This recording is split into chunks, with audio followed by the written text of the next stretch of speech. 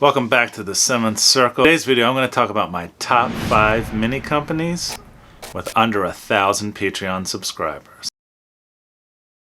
So if you're just starting out or you're thinking about getting started, the files that tell the 3D resin printer what to print are in a format called STL. And what these companies I'm going to talk to you about today do is sell you the digital files that you can download onto your computer, put onto a memory card, and then from the memory card to your 3D printer will tell the 3D printer what it is to print. First on the list is Signum Workshop. This month's theme is undead, and I am a sucker for a cool undead model. And I think these look really cool. I haven't had a chance to print them up yet, but I'm looking forward to doing that. And they look pretty amazing to me. After that, I think we should check out Daybreak miniatures. This month's theme is paladins, and it looks like I came about a month too late finding them because their February Chaos Warrior bundle looks absolutely amazing, and I'll probably go to my mini factory and pick it up later. But you should definitely consider out. I think these sculpts are super cool. They look like they take a lot of detail, which means they're going to be a blast to paint up. And I think they come in both 32 and 75 millimeter figures.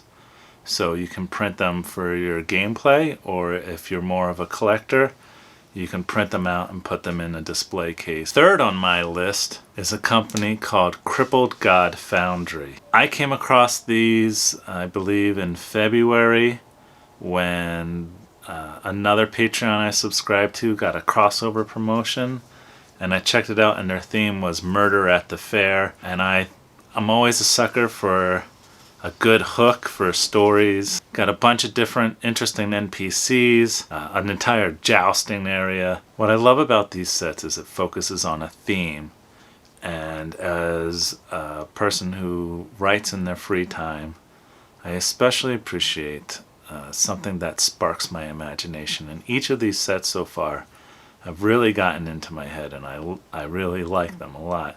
So I got hooked for Murder at the Fair, continued into an Enchanted Forest theme, which I think is really interesting. I didn't have anything like that in my collection, so I stuck around for that. And then April, I think, is the Underdark, which I also don't have anything for in my collection, so I'm going to stick around for that as well. Number 2 on my personal list is a company called veyvictus. When I first got into 3D printing earlier in December of 2020, they were one of the first companies I came across, and I just love the way these figures look. They're a little bit slightly larger than your 28 millimeter scale, but haven't had a chance to paint a few of these up. As my eyes get maybe a little bit worse with age, I just think there's a ton of detail on these figures. Their faces aren't all smushed up into like a tiny little thing that you can't even get into. I just love it, and each month is a theme. Their strengths are that they almost entirely focus on role-playing characters. So for example, one month's theme is the royal court. Another month's theme is orphanages. Another month's theme was town folk. Now, as someone who really enjoys role-playing games, I instantly found value in these figures. I have plenty of monsters, but it's really hard to come across quality town folk. Reaper had a really nice set. I bought those all up, but they don't have the same kind of character personality that I think this artist puts into their work. And my number one favorite company out of these 5 so far is a company called STL Miniatures. This person is going to blow up. They're already at 800 or so Patreon subscribers, but the quality of their work they should have double, triple those kind of numbers. Each month has such unique and detailed pieces that I just get floored by them. They print up like a dream. I haven't had a single misprint. And more importantly for me, as someone who enjoys role-playing games, dioramas, there's almost always something useful in each of the sets that come out every month. There are multiple themes every month, which some can see as a strength.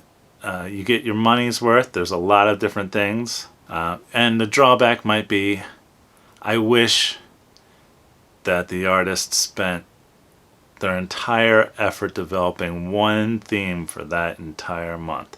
So for example, this month is a potion vendor, which is a great NPC to have in your role-playing games.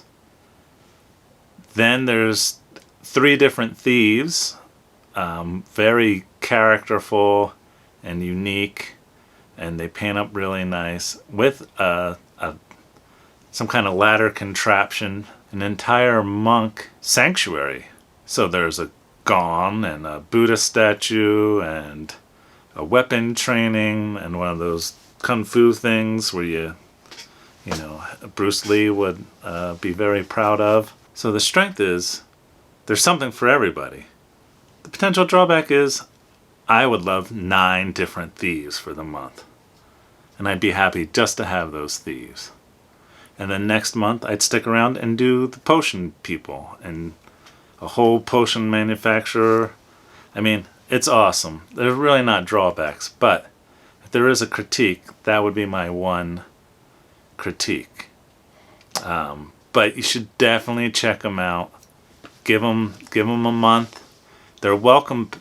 $10 for the welcome package alone is worth it. You should just check out all the stuff in there. I'll put a couple pictures up for you here. And I'll show you some of my painted versions of these figures so far. Now, my paint job should not reflect the quality of their prints. I would consider myself a journeyman painter. There are plenty of free things on my mini factory if you're just getting started and want to break in. So that's about going to wrap it for today. If you like this video, give me a thumbs up. What other miniature companies should we support that have under 1,000 Patreons? Leave them in the comments below. Let my viewers and myself check them out and grow the community.